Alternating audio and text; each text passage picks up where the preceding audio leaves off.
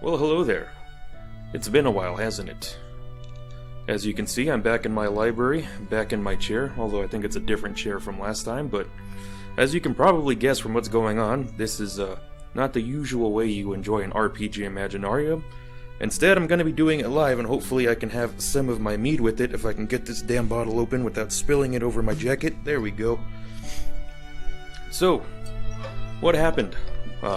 Work-life balance happened, and it's been a while since we had a chance to record one of these, but now it's the new year, first day of 2020, and we thought we'd surprise you all with what many of you have been asking for, which is another RPG Imaginarium.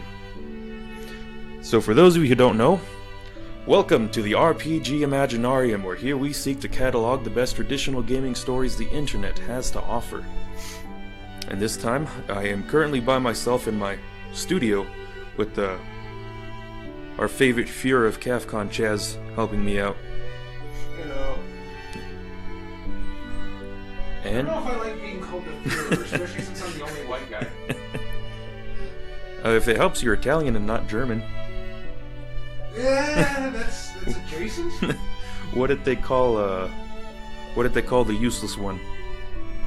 I can't remember his name now. I don't know. God damn. I'm an American. I should at least know World War II history. But for those of you wondering, rather than just live streaming these, we will slowly put them up on the YouTube channel in case you missed these live streams. And I feel like I should go ahead and get into it now. The first story I have here isn't one I believe that's been requested quite yet, but it is a fun one, and rather than being about a specific tabletop gaming experience, it's about the weird and interesting people you tend to find when you play tabletop RPGs with people that you are not previously experienced in. So this one is called Luke, Plagueson of Nergal. The story of this horrific flesh beast was wrought upon TG by an Anon known only as Walrus. He tells of his interactions with Luke at the University of York, along with his fellow devout guardsmen Cirque and Nerda, which are totally not Chris and Adrian backwards. The story is told in post by Walrus with the occasional interjection by Cirque. Behold, and despair. Prologue. I think everyone I play with these days is a that guy. Just more the awesome face type and less the up the session and get everyone annoyed type. That said, over the years I've had the pleasures of 3 F-tards.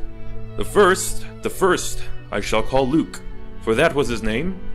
He was housemates with my friend in first and second year at uni, and I had the misfortune of living with him in third. He was pretty much the stereotypical worst case of that guy neckbeard.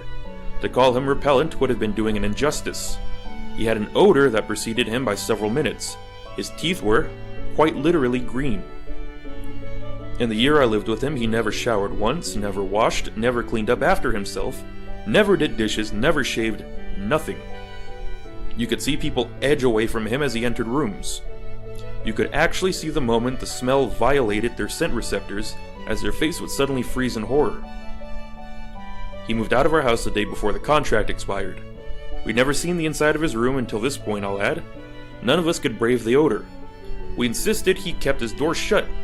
As we were finishing moving out, I heard a scream from one of the girls who was moving in and went all chivalrous-like to investigate. I wasn't quite prepared for what was in that room. The smell, even after my housemate had opened the window in there the day before, was appalling. You could see stuff hanging in the air from the light that filtered in through windows caked with handprints. There was still filth everywhere in there. The carpet must have been inch thick with shed hair, bits of food, discarded wank rags, and discarded wrappers. It was disgusting. Weirdly, there were wood shavings under the window where he appeared to have been gnawing on the windsill. What had made the girl scream, though, was she had gone to flip the mattress, presumably in the hopes that the remains of Luke would thus be as far from her body as possible. It looked like Luke had done that first, to conceal... well, there was a stain. A huge, rancid, black stain, about crotch height, and about 3 feet around. I don't know what he did, if he shit himself or what, but it was terrifying. The only time I ever saw Luke clean was when his evidently long-suffering parents picked him up for the weekends. He'd always return looking slightly thinner and paler, red raw and clean-shaven. My guess is they put him out back and blasted him with a pressure hose. The parents were really nice. How they spawned him, I have no idea. They were also really, really rich, meaning this kid was spoiled as high fuck and loved to use it to one-up people. I remember saving up most of my money to buy a new computer. At the time it was top of the line, and I was proud as fucking hell of it. It took a massive chunk of my money, but god, it was glorious. It felt like the king of the fucking internet at the time. People coming around just to bask in the glory of it. It was fantastic. 3 days later, Luke turns up and looks all interested in it. The next fucking day, his parents have bought him almost the exact same computer, just with a bigger monitor and better surround. And at his insistence, all of these tacky little mods that you could make you go gold-plated, premium brand, cables, more LEDs than you can handle, that kind of shit. I'll point out the time his computer had him in that much worse than mine. He couldn't just stand not having the best one. This repeated itself later when I got a laptop. I blew all of my money on one that was the best I could afford. His parents bought him an Alienware one. I'm now having horrible flashbacks of his keyboards and mice, and at the time I went to play something on the media player on his computer and saw his file history. The kid must have gotten off on being that dirty. And the best bit, the very best bit, he was studying to become a doctor. He was also a consummate liar. He just seemed to be unable to tell the truth even to the simplest things. He would come out with stories. Some of Luke's stories were legendary. The one that still sticks with me is the time he won 30,000 pounds at Counter-Strike tournament, but had to give it back because they found out he'd been wall hacking. But I digress. This should be about how he's TG related. Well, he played Magic the Gathering for a start, and his decks were almost invariably terrible. He had a hard-on for Samurai during Kamigawa, but playing them incredibly defensively. He'd dump 30 creatures and then sit there. He had a hard-on for Cumalots during Mirrodin. He'd literally throw one in every deck running. He'd make up the rules for cards and have to query every card by grabbing it off the table, leaving horrible marks on the card. We actually have one somewhere that has his fingerprints marked into the paper from some substance on his hands at the time. And then he'd forget what stuff did within 30 seconds and have to do it again. He would consistently try and do things that were mind-numbingly obviously wrong. I cast terror on the pit trap was the first one that sticks with me. Mostly because he tried it about 8 times. It was like everything you told him was a square peg for a round hole. Somehow, information just didn't delay itself from the real world into his head. We did manage to take advantage of his annoying habit of picking up cards during one game with Unhinged, where we had that card that does you damage when you touch it. The guy playing the deck pulled out some big rubber gloves and played it. Luke immediately reaches over, grabs it and reads it, puts it down on his side of the table, picks it up to look at it again, then puts it down again, realizes it's on the wrong side of the table and slides it back. Next round he picks it up again, just to check. His redeeming feature was it meant that you never came last in a multiplayer game.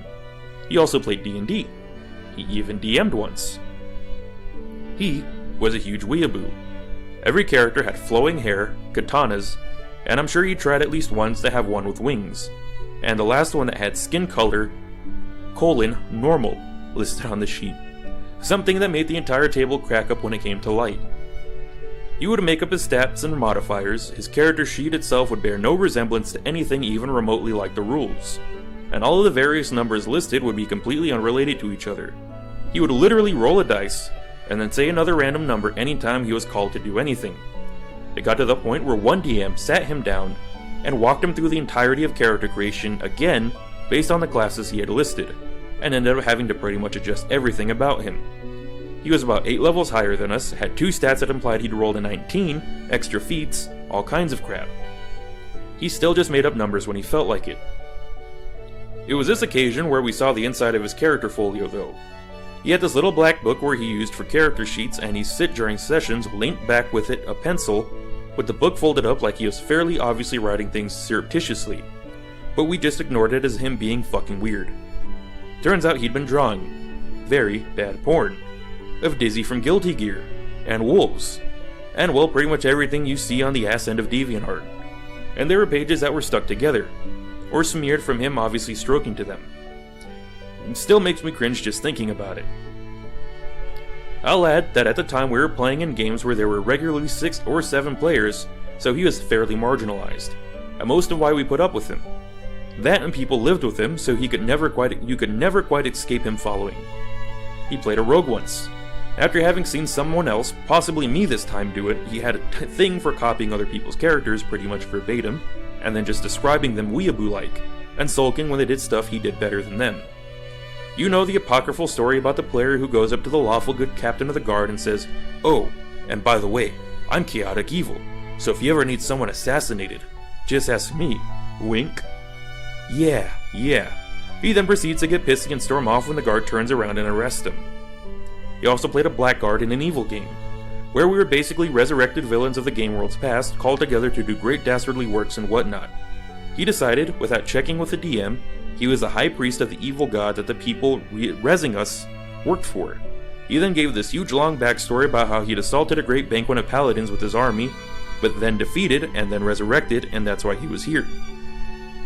It took us a minute to think this through. This great and powerful high priest, who in the backstory was slaying heroes left and right and center, pissing on altars and sleeping with beautiful women, whose name was apparently legendary, had knowingly attacked a gathering of paladins having lunch, and lost. This eventually evolved into the tale of how Luke attacked the Sunday school trip to Pizza Hut with a cabbage and lost. That's before you even get to the disconnect with how he roleplayed it, and how he described it. At this point, another Anon, presumably Cirque or Nerida, pipes in. Sadly, I was never around for him DMing his own game, and I've only heard some of the stories of how bad it was, mostly involving how he was a railroading asshole, with no idea of how the rules worked, and how he turned one of the PCs into a scaly with a tail that got longer by a foot a day and increased the PC stats by +2 every foot it grew.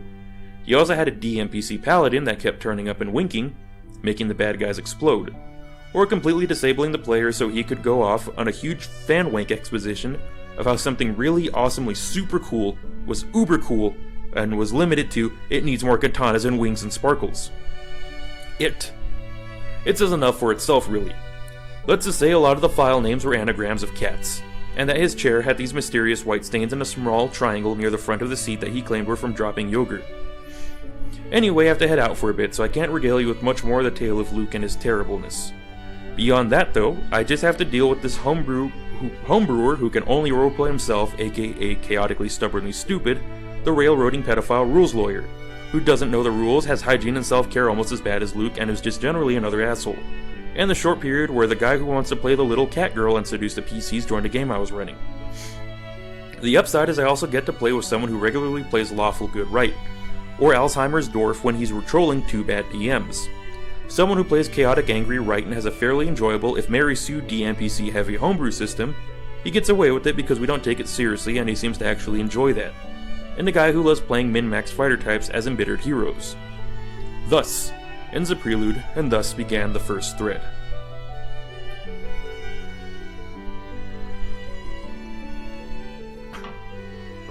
Just taking a quick drink.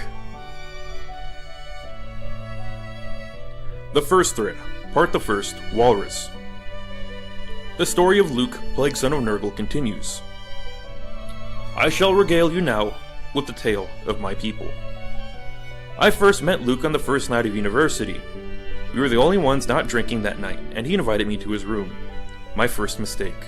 His room was on the highest floor of the building, a fact that I would later grow to be grateful for in the extreme, and out of the way of the rest of us in the house, with the third-year transfer students. We had been in the halls of residence for a scant 6 hours.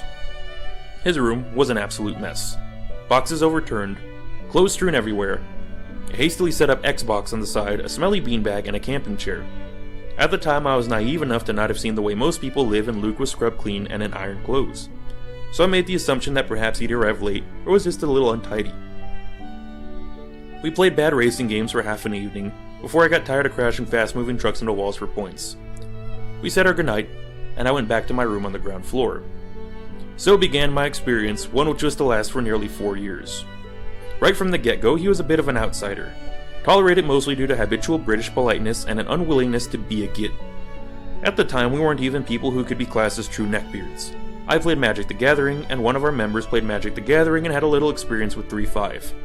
Of course, as things such go, we all ended up getting involved in societies, and by the end of our first term, I was playing in 2 3.5 homebrews and a Unisystem game, but those are entirely different stories.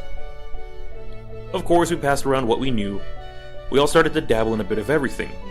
Luke picked up stuff too, but it was obvious that he wasn't as quick as the rest of us, but we were pretty patient. We noticed two things here. The first, that he would act as arrogant as he could in all situations, even the ones where he cast terror on the pit trap, twice. The second, that whenever I lent him a deck, it would always come back strangely a little harder to shuffle. It was at about this time that I started to teach the other members of our group the nuance of Warhammer 40k. As with everything else, Luke picked things up a little slower than the rest of us. This was offset in part by the fact that he apparently had unlimited riches of his parents to call on. Up until this point, we had made light of the fact that he would regularly be seen with a big tub of Ben & Jerry's ice cream in his greasy, possibly hairy palms. Another one for later, if I get that far. But silently wondered how someone could afford to dine on such food with a student budget. Half a week after the rules were passed around and we played a few test games, we turned up in the kitchen with a full 2,000 points Marine Army, complete with a 1,000 point Grey Knight. All metal model detachment for use in larger games. Here begins Case Study 1. Part the second, Walrus. Case Study 1. Being a case study of that guy at work in 40k. We left Luke to his own devices, assembling and painting his own army. As it turned out, his modeling left a lot to be desired. Marine chests were on upside down, grenades glued to bolsters, that kind of thing. And his painting technique seemed to consist of dipping the models in emulsion, then using a Sharpie to draw eyes on the finished product. The beautifully painted color test models turned out, after extreme questioning, with a pair of clothes pegs to be his sister's work. If you're out there, Luke's sister, I would gladly pay to paint an army for me. We decided to run a test game. Luke's Grey Knight detachment and my Fist army versus 2,000 points of Tyranids. We weren't bothered about strict rules since I was the only vet at the table, so out of sportsmanship we allowed the NID players to ignore their force organizational limits. Big mistake, but I digress. Fast forward to turn 4, and the Fist have managed to whittle down the huge NID army to 2 squads of Bottle Caps, Gene Stealers, 2 Hive Tyrants, and a Carnifex, with minimal losses in return. Luke's Grey Knights have hidden behind the Imperial ruins all game and have refused to move. He is grinning like an idiot, beads of sweat pouring down his face. My earwax is starting to melt and leak out of my ears, such is the small. The assault comes next turn, and my commander, Dreadnought, and remaining Marine squads get into position to accept the charge, assuming we'll be backed up by the Grey Knights. The charge comes, and miraculously there are units standing at the end of it. My commander manages to fell one of the Hive Tyrants with his Thunderhammer, whilst the Carnifex smashes the Dreadnought to bits. The Marines on the flank manage to hold out against the other Tyrant barely. This is the point where the Knights charge in and save the day. We go to the movement phase. He moves the Grey Knights away from the combat. Silence falls over the table, and I give Luke the horrified look of the Bone teammate. He grins, exposing his greenish-gray teeth and melting my eyebrows with a halitosis reply. "I'll let you die and then run in and take all the glory." Author's note, Luke quotes are correct, he cannot pronounce words with a TH at the beginning properly.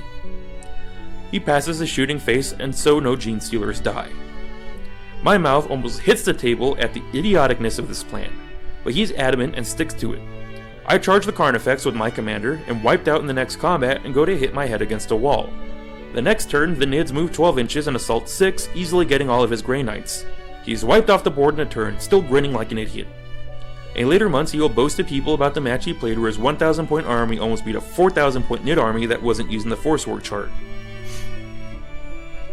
Chaz, real quick, could you explain to me what I just read? I'm sorry, I was speaking in the chat. What are your question about? Tell me again. Just general Warhammer rules. Yeah, I can explain it, but I'm not sure what your question is. Nah, it's okay. I was just messing around. Part the third, Walrus. Here endeth... One thing. Yes. It's Tyranids, goddammit. Tyranids. Was I saying Tyrannid? Yes. My apologies. Part the third, Walrus. Here endeth Case Study 1. So, time passes and Luke finally gets his own decks, Samurai and the UB Broodstar Precon.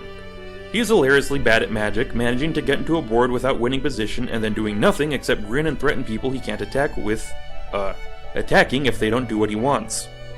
He then sulks whenever he doesn't win, which is all the time. Meanwhile, the status of my own deck is improving, although some of the ones that he used at the start have to be sleeved. As he grows more unkempt and I breathe alarmingly clearly when he is around, I begin to suspect that perhaps his crystallized sweat is what makes the cards sticky. These decks are sleeved with the exception of one particularly sticky deck, which is incinerated. Around this time, we decide to play a uni-house game of 3-5. A DM is nominated and we start on the game. The game is hilariously bad and full of DMPC, railroading, and badly written original fiction from the DM, who based the entire campaign on his 218-page book in the making. It's another story altogether, but one I might rage about sometime. For posterity's sake, Luke's character background read like this. I am the leader of a small gang of thieves. We are hired to steal a jewel from other thing of the land. We were in an inn when we were approached by powerful stalker who made us go. He played a chaotic evil rogue in a party of neutral and good PCs in a setting full of lawful good NPCs, whilst telling them he was chaotic evil and would love it if they would help him stab the party up. He then sulked at everyone when he got imprisoned, shoved down holes for being obviously evil, used as a shield, etc. Then of course, he decided to run his own game. Case Study 2.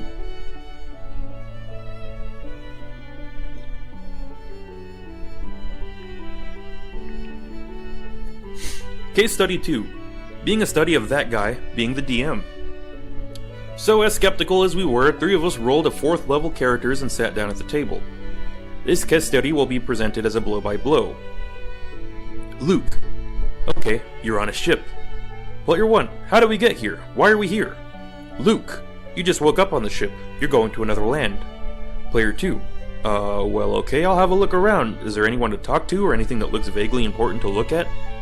Luke, there's nothing important to look at, and you are locked in your cabin.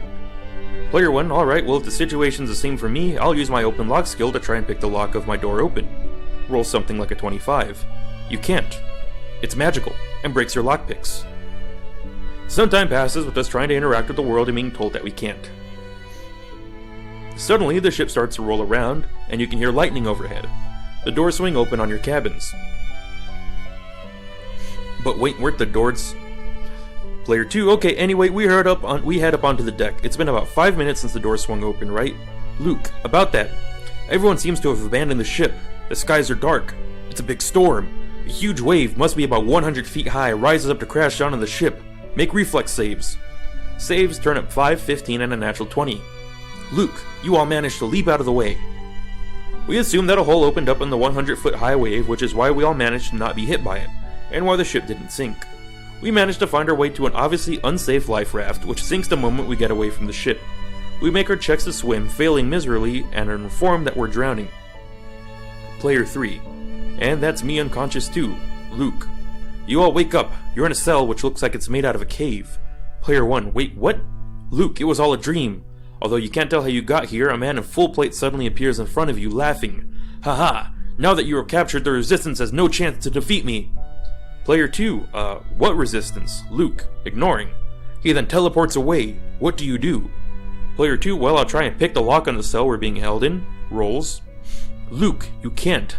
Bile grin. Once again, I notice the sweat, including the massive sweat patches under his arms. Player 1, well, okay, I'll try and kick the door out then. Luke, on closer inspection, the cell is closed by a completely invisible, indestructible wall of force. And so we wait, until his DMPC turns up and dispels the wall of force somehow. Player 3, gosh, we're all really impressed. Who are you? DMPC, blah blah blah blah, leader of resistance, blah blah blah blah, getting killed at dawn or something, different colored eyes. Player 2, great, so you can help us get out of here. DMPC, yes, if you'll help me. At this point, Luke does an in-character flirt with Player 2. The looks on Player 2's face was priceless, and I'll remember it until the end of time. For those who ask, he was taking the back door into becoming a doctor. He hadn't quite got all the grades at school, so he was doing a chemistry degree and then a doctorate. Incidentally, if I ever find out he's working near me, I'm signing up with Bupa even if I have to remortgage my house.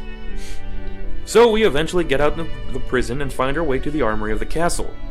That we're in. At this point, Luke takes great relish in describing all the magical armor in front of us, unguarded, and the guns, yes guns, in 3.5. He'd homebrewed them. 1d12 plus dex damage, 17 to 20 times 3 crit. And the gunpowder. Doing what any sensible group of players would do in this situation, we took 3 guns each and tried to take the armor. Luke, you can't. It doesn't seem to move off the stand. Player 3, no problem, I have 20 strength, we'll take it with us. So we set light to a trail of gunpowder and run like buggery whilst the castle exploded. Cue a huge weepy scene from the DMPC that it won't be enough to stop the big bad evil guy's army of thousands who resided in the one castle that we blew up with them in it, for the record, from assaulting us in the morning. We get whisked away to a tree village full of elves who sing and frolic while they try and get the guns off of us. No dice. We threaten to shoot any elf who tries, for once, they get the message. However, in the morning the armor has miraculously disappeared. The army is also attacking, so we rush down to see if we can help. As it turns out, the army was attacking in groups of 3, and the elves were not around at all. So we lay into the army of 3, defeating it easily with our guns of destruction. And then another group of 3, and another, for an hour. As we're getting bored, the big bad evil guy turns up, along with a good 20 of his minions who surround us. Luke, and you won't be able to kill him because he's a level 30 wizard in full plate. Sickly grin at everyone because he's obviously the greatest DM alive and deserves praise. Player 2, fine, I'll shoot him then. Stuff it. Rolls a 20, then a 20, then a 20. Player 1, haha, instant death. Luke, you shoot at him and just before the bullet hits he teleports away, shouting curses. His army breaks and runs. Player 2, but wait, if we killed all those soldiers and then him, doesn't that mean we get the XP from the encounter? Luke, yes? Player 2 now frantically thumbing through a DMG. And since that's X groups of level 5 soldiers and 1 wounded level 30 wizard, that's enough to make us level 17. Player 3, oh god, what, falls off his chair? Luke, at this point you all wake up in a throne room. There's a wizard there laughing at you, and that is why you must never be set free. He laughs before disappearing. You're in a force cage in the throne room, but there is a woman in the room that you recognize. Player 1, wait, no, ICBA. At this point, one of our friends, whom I shall refer to as Nerda, he'll understand why, walked into the room. I, being player 1, promptly ripped my sheet in half and offered him the bottom half. He graciously accepted and rolled like the combat legs of my character, whilst I took charge of the skills torso. The game was called 10 minutes later when we had another dream sequence. Here endeth Case Study 2. Well, what a wild story we got going on, everyone. Chaz, is there anything interesting happening in the chat I should know about? Well, let's see. Big 5 is about to become an uncle. Congratulations. Tao Quinn had a very interesting New Year's Eve that involved his chimney being plugged up and starting a chimney fire that semi-exploded, flooding us out with carbon dioxide, but luckily no music. That's good to hear. And our friends all say hi, so Oh, well, hello. Well, I suppose then, on to part the 4th, Walrus. Skipping forward about a year, we have moved out of the halls and into rented accommodation. Due to British politeness and general apathy, Luke has managed to follow us into a house, shared with Nerda and myself. Of course, he demands the biggest room on account of something or other. I think the excuse this time was that he had once been a pro motocross racer, but had fallen off and broken his spine in 4 places. But it was okay because he got better. This was when, deprived of his weekly visits home, we began to appreciate the true strangeness of Luke. We never found evidence that he used the bathroom. As days turned into weeks, we found increasingly that the windows had to be left open 24/7. At one point, as the weeks turned into a month, we noticed that a moss-like substance had actually started to grow on the one shirt that he had been wearing for the duration. His wealth was having a profound impact here as well, as the house began to fill with half-eaten sandwiches, discarded chocolate bars, and Luke's cup, which he always drank orange juice out of. It had not been cleaned since that first night when I met him. I kid you not.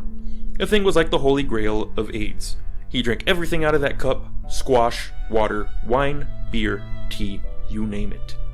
Finally, after an extensive bout of rodent hunting, disposal and cleanup of the living space, we decided to actually do something about it. We broached the subject carefully at one of our mass gatherings of a card gaming nature.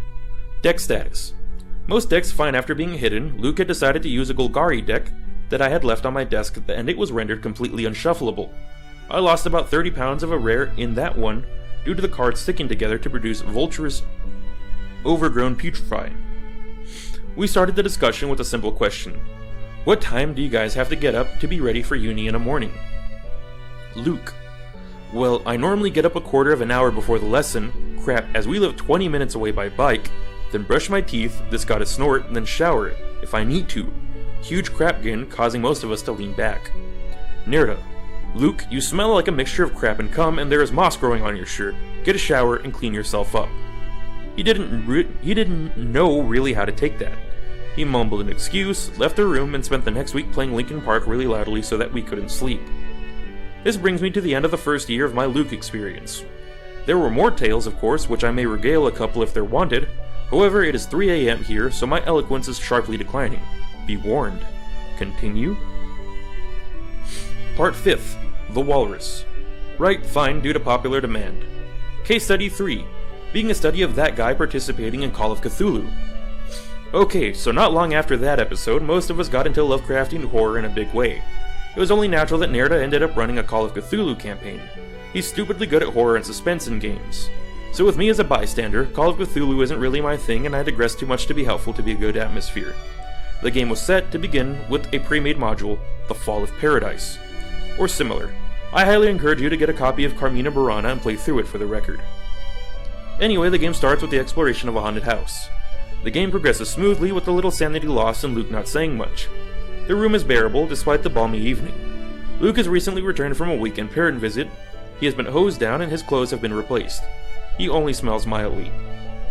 The party returns to its homes that night. I won't spoil the plot for you in case you want to play it, and Luke's character, having seen a particular painting, starts to have a vision. Nerda, you wake up, seemingly unable to move. There are a group of monks wearing dark robes and white plain masks at the foot of your bed. They start to approach you, silently. Luke, oh, okay. Nerda, what? Is that how your character reacts? Luke, yes, this happens to me all the time. Huge, cocky, Azathoth munching grin. We note that he seems to have escaped without having his teeth looked at. The gums are starting to turn black. So we continue. Luke receives and protests for 10 minutes moderate sanity damage for being stroked by inquisitive monks from ancient Mesopotamia. The game is very, very successful and runs for several more sessions. We eventually find the party and Luke's new character, the last having been dispatched by a giant demon spider god with the leg span the size of a cathedral because he annoyed Nerda enough, being chased by a demonic bloodhound of enormous size and ferocity. They are cornered in a house and the dog is inside. The party splits up with Luke following another that guy, as the rest of the party escape through the back door. Nerda. Okay, you two are still in the house, which is shaking. The light outside is fading and you can hear the growling and sniffling of the dog as it searches for you. What do? That guy. I take a long drink from my hip flask and then go to the toilet. Luke. I follow him. Nerda. Why? Luke, I want to see if there's a katana in there. Huge, idiotic grin. A weaker member of the group has to leave the room. At this point, Nerda visibly facepalmed. Nerda, okay. You both get to the toilet. There is no katana. What do? That guy, I take a long drink from my hip flask and then use the toilet. Luke, I watch and wait. Well, Nerda, oh god, what? Okay, fine. A small time passes, the beast is getting really close now. That guy, zips. I take a long drink from my hip flask and look for a way out. Nerda, okay, there's a fire escape not far from you. You could get down that if you could batter the door down. Luke, I flush the toilet and go after him, obviously enjoying himself at this point. That guy rolls well on his strength check and gets it open in 2 attempts. The dog is now very close and gaining ground. Nerda, annoyed by both of them at this point. So, you're racing down the stairs. You can feel the breath of the dog on your back. It's that close. What do? That guy, I take a drink from my hip. Nerda, its jaws clamp around your neck before you get the chance. Why did you do something so idiotic? You were dead. And you, Luke? I keep running? Good choice. The dog seems to be busy with that guy's remains, so you get your way. You remember that the legend says that the dog can only kill 1 being per night, so you're probably safe for now. What do? I'll use my mobile phone to call the police. Okay, what do you say? I say that I was, just passing by this house when I saw a brutally maimed dead body on the stairwell. What, really? Yes, and I'll say that it doesn't have anything to do with me. The operator asks you to wait there while the police, I hang up and run off. You do know they'll trace your phone, don't you, Luke? They can't. That technology doesn't exist. Yes it does. No it doesn't. My dad worked with the police on some murder cases and they can't trace mobile phones. The other Luke sufferer, Cirque, turns his laptop screen round to an entry on mobile phone tracking techniques used by the police. Luke, well, my mobile phone is untraceable. Right.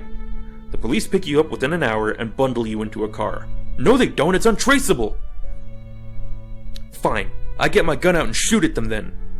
Needless to say, he died bullet-filled death as he got shot by trained policemen. He sulked for a while and went to play some loud Linkin Park. It was 4 a.m. at this point, so we got an angry visit from the neighbors.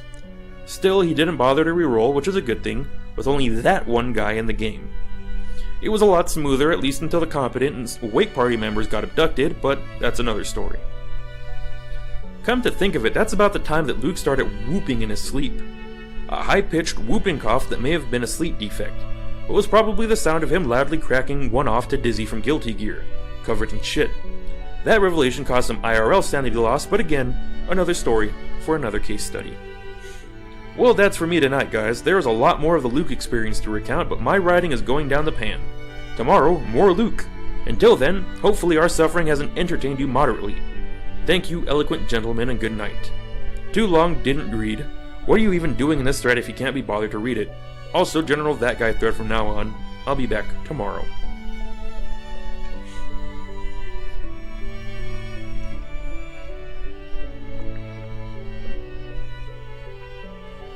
Part the 6th.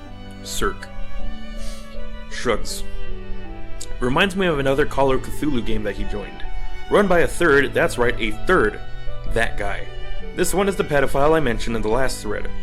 The pissing hip flask drinker is the catgirl player who tried to seduce PCs.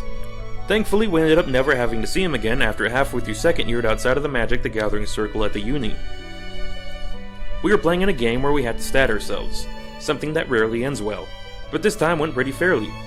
We all got a few little bonuses to stuff that we really didn't deserve, and in my case, to explosives because I happened to have read the Anarchist Cookbook once, and had a reputation for setting stuff on fire when bored.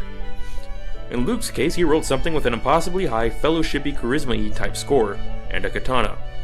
And all kinds of crazy martial arts skills, because he was a black belt in 3 martial arts and had the belt above black in another one, and kept a katana under his bed at all times.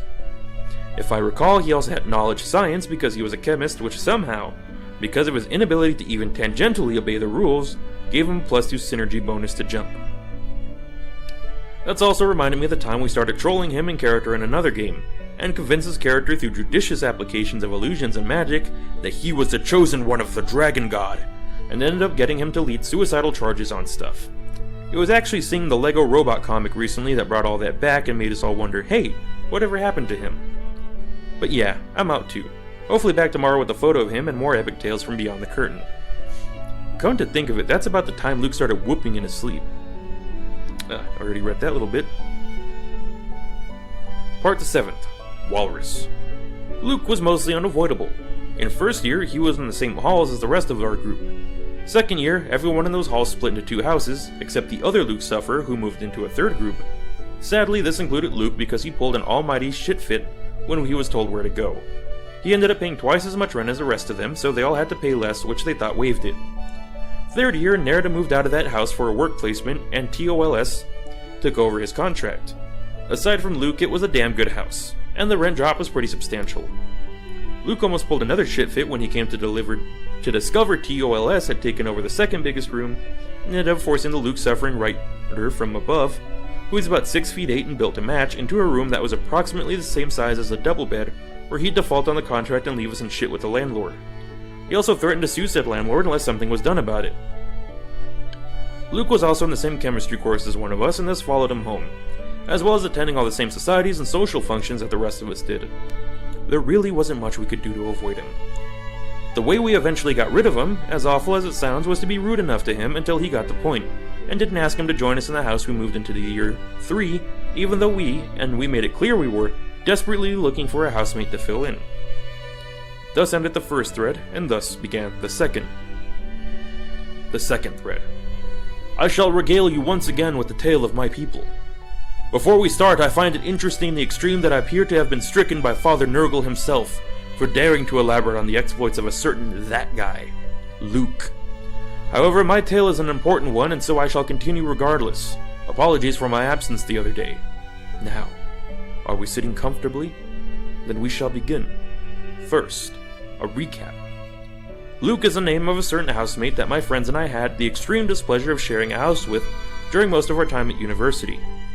He has already been established as a foul-smelling, unwashed braggart with the penchant for creating monstrously weeaboo DMPCs and turning an otherwise positive experience into foul gaffes of legend. I was surprised to discover that you gentlemen had not heard so many tales about one that guy. But I guess he was a fairly rare person after all. Despite his being a mess of a human being with the personal hygiene habits that would disgust a troll, Luke was training to be a doctor. He had access to an undefined fortune given to him by his thoroughly nice, if embarrassed parents, and flaunted this whenever he could. And now, on with the story. Part the 8th, Walrus. So, our first year in the house had come to an end. Nergal was going to be spending his next years of study in London, which meant he was moving out. Therefore, it was time to find a new housemate.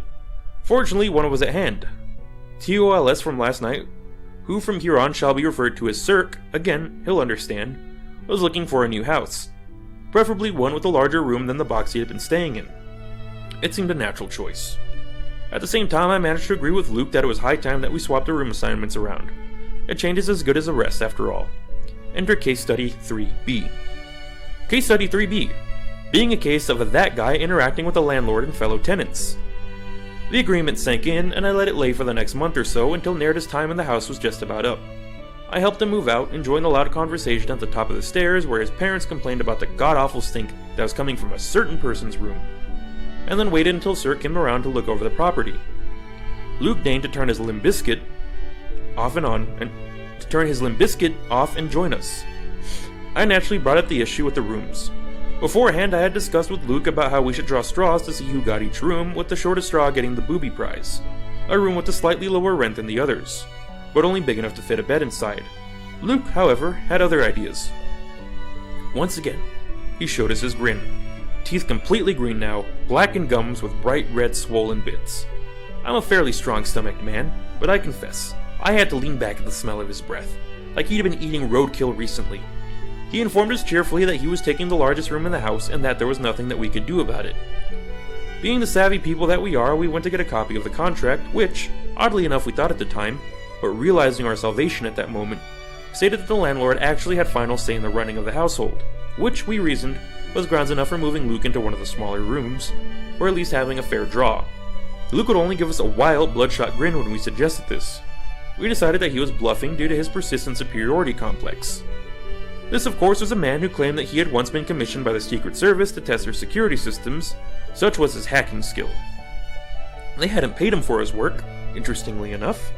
In any case, we thought that we'd have a good chance with the landlord, since he and Luke had been rather chilly since we found out that he started shifting his rubbish out of the window and into the back garden. In short, we were wrong. When we approached our landlord, he told us with a pained expression that he could do no such thing. "I'm sorry, Walrus," he said, substituting my own name, "but I got a letter the other day from his family lawyer. I can't do a thing until we're done with this." As it turns out, most landlords in the area write their own contracts, which are checked over briefly before being okayed. Luke had gone so far as to have his family lawyer scour the contract for inconsistencies, and being an actual lawyer, had found grounds to contest the contract and force a change in its wording. When we got back, the crap-eating grin and roiling, sweating face confirmed he had spent large amounts of his parents' monies to ensure that he got to pick which room he wanted, and that he couldn't be evicted by the landlord for his machinations. We had been trolled. With our fury only matched by the viscosity of his breath as it left his lungs, we were legally forced to accept defeat. In the interest of fairness, me and Cirque drew straws for the remaining rooms. I pulled the short straw and moved into the box room. The only consolation was months later when we saw his parents. The drawn, apologetic look on their faces spoke volumes. And so life went on. Mice were purged, we built a furnace in the back garden to incinerate the less toxic rubbish rather than let the bin overfill, and eventually we started shifting the more toxic rubbish into the shed or into other people's bins to avoid being infected. I didn't get away unscathed, but this is not the time or place to talk about infections. Safe to say that the next few months of my life were agonizing as well as underwhelming. Time passed, deck status, pretty good. I had successfully managed to keep my more prized decks hidden from Luke's greasy touch with the use of decoy decks, left in my normal hiding places for him to find. I confronted him on this issue, to which I got an angry reply. "So what if I want to play with a different deck once every so often? It's not as if you were using them at the time. Besides, I'd let you use mine if you wanted to. The stickiness isn't even my fault, I shaved my palms last week." Make of that what you will. Eventually, we agreed on a deal. We would stop ridiculing his hairy palms in public if he would wear a pair of pink marigolds whenever he used someone else's deck. He stuck to this deal for a week and then stopped playing Magic, insisting that it was a stupid, childish game. We were not disappointed.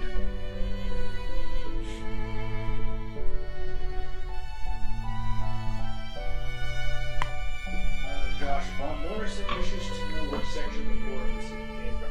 TG? Yes, it is. It specifically states at the beginning of the story that this was posted on TG, or 4chan's traditional gaming board, for those of you not familiar with the lingo. And He states that, which is why so many references to, specifically why Luke, the Plagueson of Nurgle, is a TG guy. Specifically his relation to 3.5, Call of Cthulhu, and Magic the Gathering. We haven't had a lot of horror stories relating to Magic the Gathering, surprisingly. They're out there. They're out there. I just think people don't take the time to relate them. I'm sure I've said this before, but my first real introduction to tabletop gaming, I went to Sun City Games downtown and I asked for a starter set for Dungeons & Dragons and some Magic the Gathering players. One of them, hidden amongst the others, was like, "Oh, we got noobs in here now?" What? Yeah, that was a real thing that happened. That guy was an ass. I don't know who he is, but he hid amongst his fellow Magic the Gathering players, so clearly no spine to say that to somebody's face. Yeah, that sucks, because usually Tim's doesn't have that level of toxicity. It's a good place. I'm sorry you had that experience. No, it's okay. I didn't let it deter me from showing up to the Dungeons & Dragons workshop. Clearly. That led to me meeting this fine fellow and the rest of CAFCON. Woo! Case Study 4. Or were there any more questions?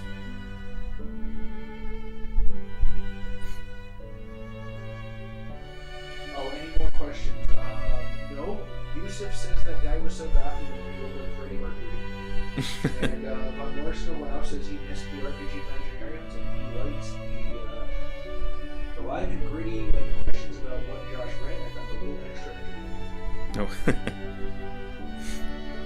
Oh. Case Study 4 being a case study of that guy playing LAN games. Oh, hang on. We got a couple more. Oh, yeah, go ahead. What's in the Ram's horn and what's badass? Oh, this, well, if you're speaking specifically what's on it, it's the Berserker Sigil. I don't know how well you can see that. And it is currently filled with a cranberry orange mead from a Texas winery. Cranberry orange spice from Texas Mead Works. I don't know how well you can see that. Who was that question from? That was from Nick 5.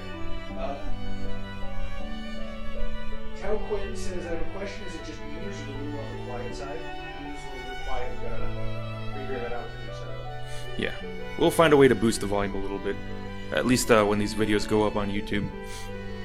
I thought, I don't know if that's a reference to the fact that there's currently no background music. Oh, that's a good point, too. Also, Yusuf says, Josh, your adventure was fun. Thank you. I'm gonna take that as a compliment. Case Study 4. Being a case study of that guy playing LAN games. A little aside, as mentioned before, Luke was, and presumably still is, a subscriber to the one-upmanship school of socializing. Cirque had recently spent a good chunk of his dwindling money on a brand new computer. It was a glorious beast. Within a week, of course, Luke's bespoke new PC, complete with flashing LEDs, a mouse more expensive than my laptop, and more cooling systems than a Boeing 747, was delivered to our door. It was to be noted that the courier was reluctant to give Luke the electronic signing device, and then take it back. In the space of the 10 seconds it took Luke to scrawl his name, the pad had become visibly moist and greasy. I thanked the stars that he'd given up on Magic the Gathering. Of course, then we had to listen to him wandering around the house loudly talking about how great his new computer was. I took the brunt, having no real space in my room to hide. Regular showering was barely enough to fight off the lingering smell that this caused my skin and clothes. After setting up his PC, we were challenged to a game of DOW, Luke proclaiming himself to be the master of RTS games, citing his victory at a Korean StarCraft tournament as proof. Allegedly, he'd been disqualified because they didn't find out that he wasn't Korean until he'd won the final round. So, with that in mind, we started this computer up, linked them, and got playing. Cirque and I chose Tau, and Luke Necron. We played for a good 15 minutes, me initiating a rush and then pulling back to allow the game to continue for as long as possible, and Cirque and Luke turtling. I noticed that Luke could capture no objectives at this point, and put it down to him probably not knowing how the game worked. The turtling continued for another half an hour before Luke made a sensible suggestion: pizza! This was ordered post-haste, and we continued with the game. Pizza arrived soon after, and so we called a temporary truce while we picked it up. Units were set on guard, and we shifted over to the door to receive our ill-gotten gains. Curiously, Luke was absent. Cirque was gaming in his room, and I in the living room. So if Cirque got the honor of taking Luke his pizza, he may have sprinkled a fair amount of curry powder on it beforehand, but you'd have to ask him. I took my seat back at the table and idly scanned the battlefield. Near my line of broadsides and fire warrior teams, about 50 or 60 Necron corpses of various flavor, The door upstairs crashed open and Luke came thundering downstairs, bearing down on me like a fabled beast of pungent legend. "You cheated! You said there'd be a ceasefire!" he roared, filling the room with an angry, rotten musk. He'd obviously been concentrating. He was bright red, and the sweat patches covered the sides of his olive green t-shirt. If nothing else, Luke has made me very conscious about the state of my underarms during important events. I questioned him having meaning of ceasefire. He'd obviously marched his Necrons right up to my main defensive line. "I had them on passive! I was going to walk them into your base for when we started again!" Needless to say, we called it a night soon after. Cirque feigned a sudden attack of his sleep disorder, and I grew very tired due to a busy day. At this point, I'm going to take a moment of time to answer some of the questions that have already come up in this thread. If people just want me to continue instead, just say so. Part the 10th, Cirque. In reply to an Anon jokingly claiming to be Luke. Sadly, I know that's not Luke, because Luke's typing was worse than Dyslexics, one of our other good friends, the personification of Lawful Angry.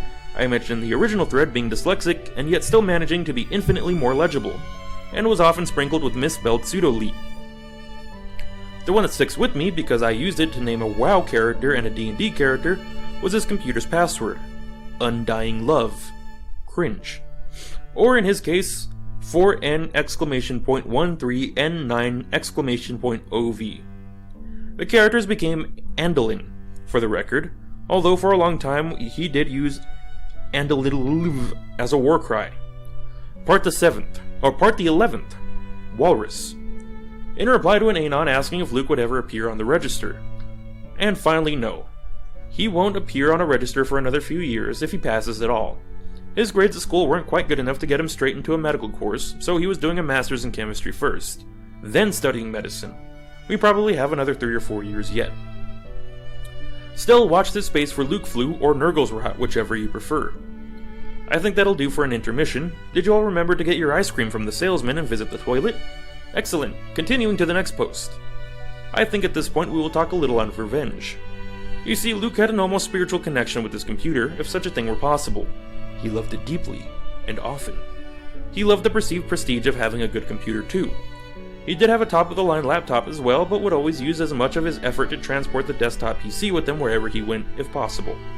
This included the Uniland Gaming Society, other friends' houses, Uni itself if he needed to work that existed on his own hard drive, and he loved to let people have a go. He would, wherever possible, try and coax people into using his hardware, to see how good it was. I tried this myself once. He insisted, and being even more apathetic than I am now, I reluctantly accepted. The PC was in his room.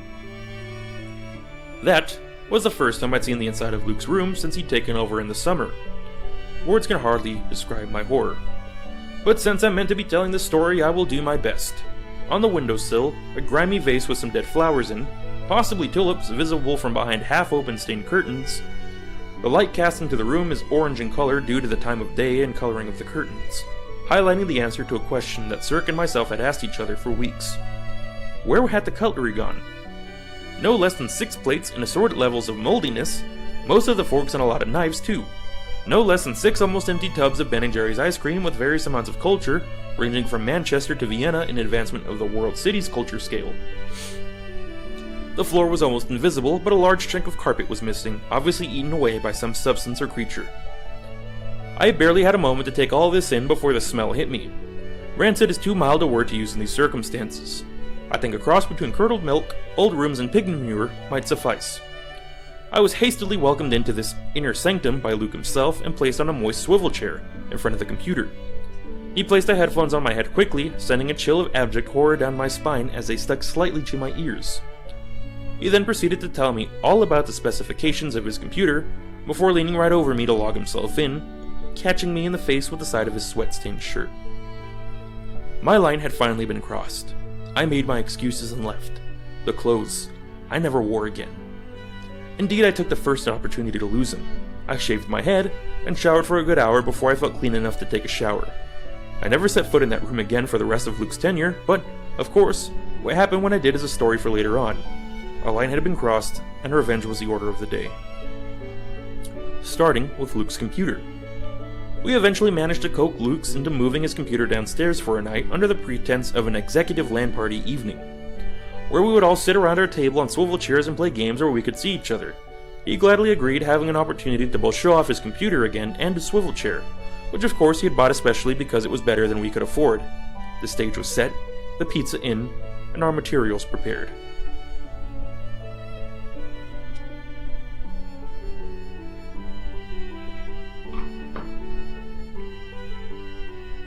When Couch asks how the hell this guy made it to college if he was so dirty.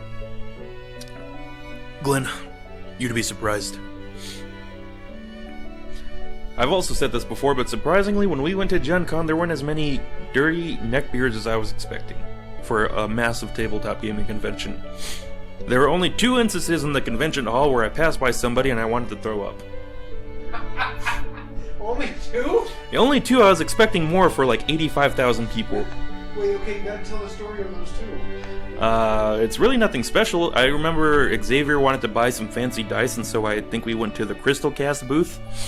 And just very stereotypical big hairy neckbeard dude in cargo shorts and a greasy t-shirt. Passed by him and I just got an awful whiff that made me want to throw up. And the same thing at one of the other booths, I don't remember which one it was. But you hear about like convention stink or con stink or whatever. And I was like, oh, I guess it's not true. And then I passed by one of those guys like, oh god, some people should shower. And most of the stuff at Gen Con's indoor, you really don't have a huge excuse to smell, because most people aren't wearing extensive cosplay except for the insane people in Warhammer 40k suits. But I digress. Case Study 5. Being a case study of that guy's reaction to a fake virus. Luke, as aforementioned, had proclaimed himself a master hacker, employed by the Secret Service to aid them with security. We brought him onto this topic of discussion slowly over the course of the night whilst ensuring that his cup, as mentioned previously, was topped up. His current beverage of choice being Lipton iced tea, infused with the strata of orange juice and coffee remaining in the cup. Eventually, of course, nature called or possibly whispered and Luke grumbled something. Made sure all of our games were paused, ensuring that he managed to touch our hands with his at least once in the process by grabbing our mouse pans. And shuffled to the toilet. We took a moment to lift ourselves from the shock of being touched by Luke and moved to his computer. A picture will follow posted by Cirque. Thanks. It should be noted that while Cirque does not immediately post a picture, he does in fact eventually deliver. Cirque. The original image taken from the email with the original little code piece. Circa November 2005, still sitting in my Hotmail account. Being the techie guy landed me with the job of putting everything together, although the pieces were contributed by Walrus and Nerder respectively.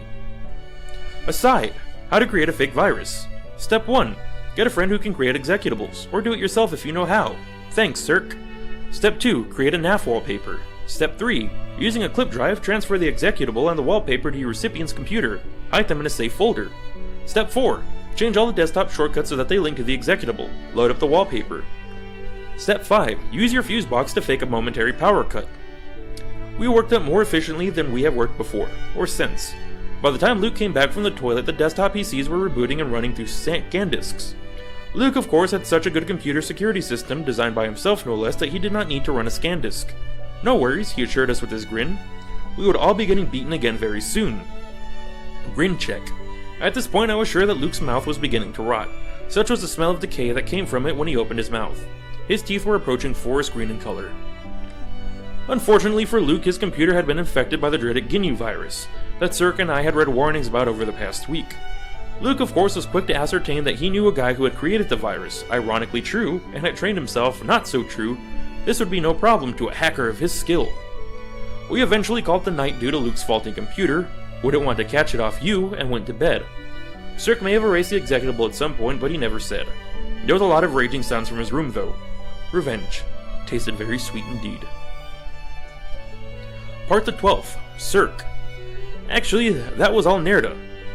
All it was a simple 2000 print the GNU team hones you 01 go to 00 that was set to run full screen and he couldn't be closed unless you rebooted, and was set as a replacement for every shortcut he had. There was also the other time I pulled the old take a screenshot of the desktop and set it as a wallpaper, then hide all the icons in a folder trick. That left him hammering at his mouse convinced it was broken, before throwing it off the floor in a rage, and going and getting his other $200 mouse, which then also didn't work. I dropped a hint that maybe it was the GNU virus again, but Part the 13th. Walrus. So again, time moves on, and perhaps sadly we come to the last major case study of living with that guy. The world returned, and spring turns into early summer. Luke had thankfully been abducted by his parents several times over the intervening months, with predictable results. The raw, scraped look of a man who had been forcibly pushed down a stretch of whitewater rapids with a barber shop at the end. Each time the same cycle of filth built up.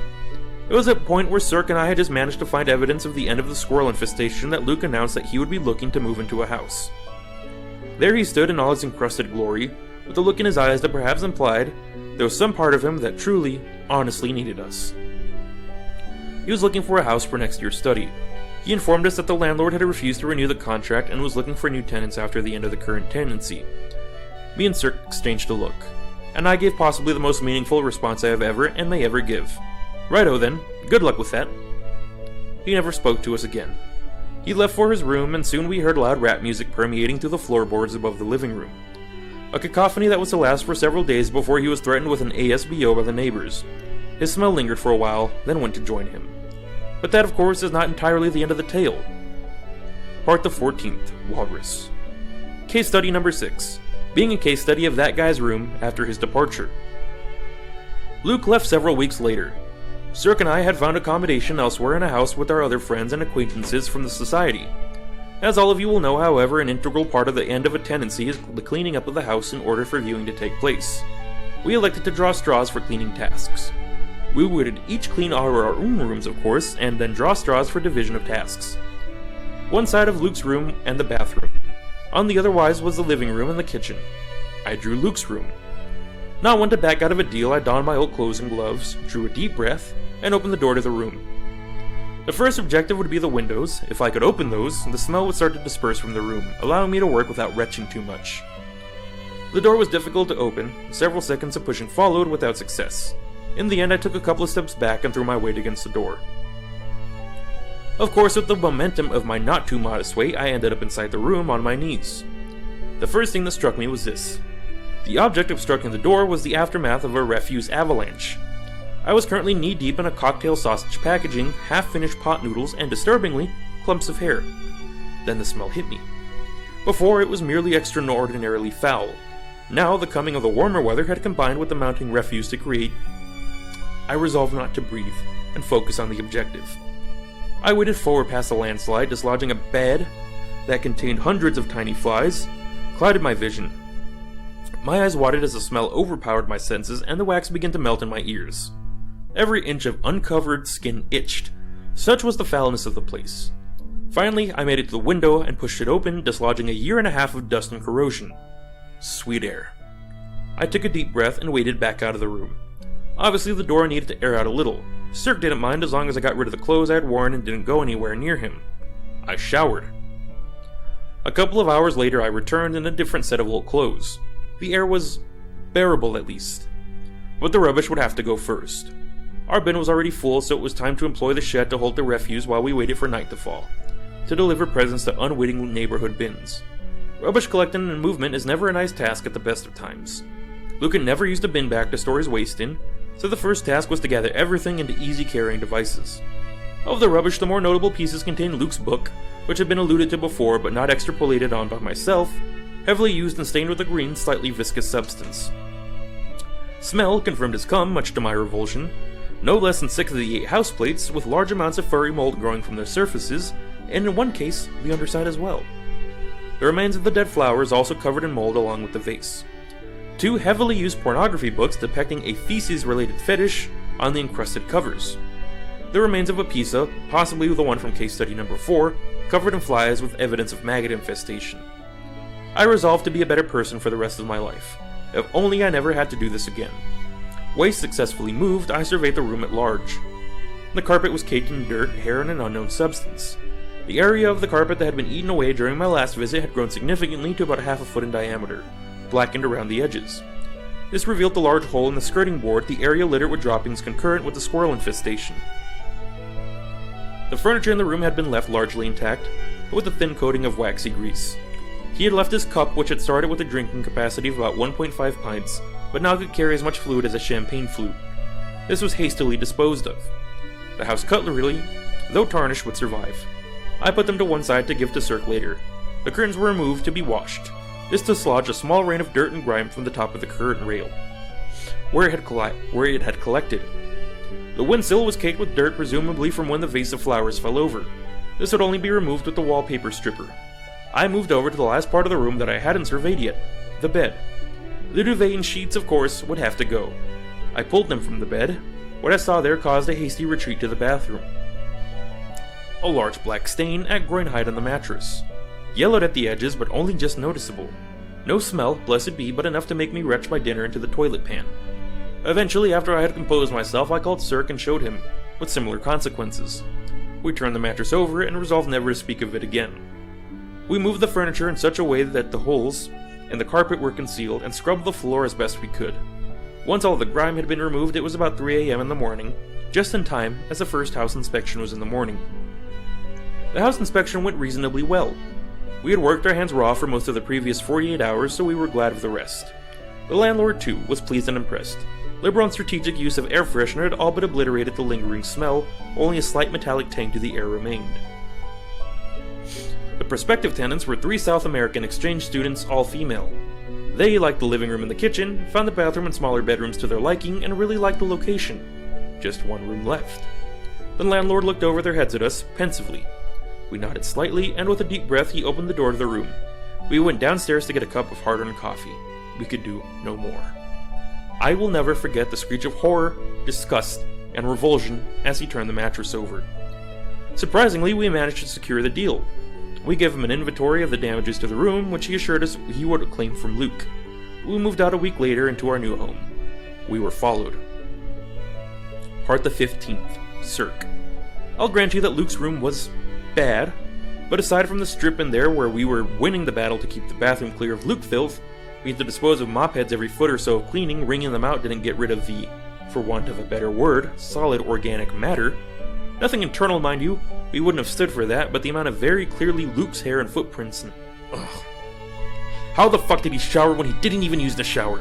There was a fine white grease mist on the windows of his room that I had to go back and clean with the oven cleaner to remove. So much rage. Oh god, the flies. It took us so long to make the now obvious connection with the flies in his room. We'd assumed there had been some food off in the bin, which, as is often the way in student houses, was often piled 2 feet high with pizza and takeaway boxes, and had a big run of sterilizing the kitchen. Seriously, you're bringing back the most horrible memories. Like his bag of potatoes. How on earth did I manage to suppress all this? Part the 16th. Walrus. After a week after moving into our new house, we had a knock at the door. It was, to use the cliché, dark, cold, and slightly drizzly weather. So we were surprised to get a visitor, especially during our 10-way magic night. It was Ronek, our new lawful angry housemate, who let the visitor in and welcomed him. As my nose shut down in self-defense, I realized who had darkened our door. He had apparently managed to locate us from talking to people on our respective courses. He had then made the trip across our city to find us, in the drizzle, to tell us all about the flat that his parents had got him in the middle of town, and that his internet wasn't working yet, so he would use ours. Sure enough, within half an hour of his entry, all conversation had shut down, bar Luke talking about his newest laptop and all of his new friends. The conversation moved on to the old house. It was awesome, wasn't it, guys, he said. I can't believe we had to leave. Still, he grinned, exposing a mouth of clearly rotten gums and olive-hued teeth. It's not as if it was much of a problem to move out, was it? I bet you guys had to spend ages cleaning your rooms out, though. They were awful. A silence descended on the room. After what seemed like an eternity, Cirque broke it. Get out. Epilogue. And that was the last time we really ever saw Luke. Thankfully, I did have the misfortune to bump into him outside a curry shop in the December of that year. His approaching musk was easily distinguishable over the curry spices, which sent that familiar primal dread coursing through my body. Thankfully, I managed a convincing impression of a German exchange student, which confused him for long enough that I was able to flee while he saw through my disguise on account of me not having a German accent and looking like me. And that, ladies and gentlemen, was our Luke experience. There are, of course, other stories, but those might be for another time. Oh, and one last thing. Cirque and myself did visit the old house once more, a few months after we'd left to collect some belongings that we had forgotten in the move. As we waited for one of the girls to return with our things, we had a quick look around. One of the other girls smiled at us, with greenish teeth. The house was starting to encrust with filth. And here endeth the tale. I have apparently been the walrus. Thank you for your attention. It has been a pleasure. Sweet dreams. And so goes a tale of a That guy, Luke the Plagueson of Nurgle. A truly wretched tale of the kind of people you should not let into your D&D games. Or Magic the Gathering, for that matter. And so how's it go, Chaz, on the chat? Going well. The chat seems to have devolved into incredulity. Oh, at the tail? At some point. There were several questions of how he didn't get sick. Where did the 36 cupcakes go? This man is not human, he's a troll or a demon, and just doesn't know it yet. Wait, what? Is the house cursed? Probably. As to how he didn't get sick, I don't say I take perfect care of myself, but I know people who treat themselves like absolute trash and just never get sick. And my general regard when it comes to any sort of tale that I read on the internet is that I don't care whether it's true or not, as long as it's an interesting story, because you get less from not believing a story than just enjoying the story.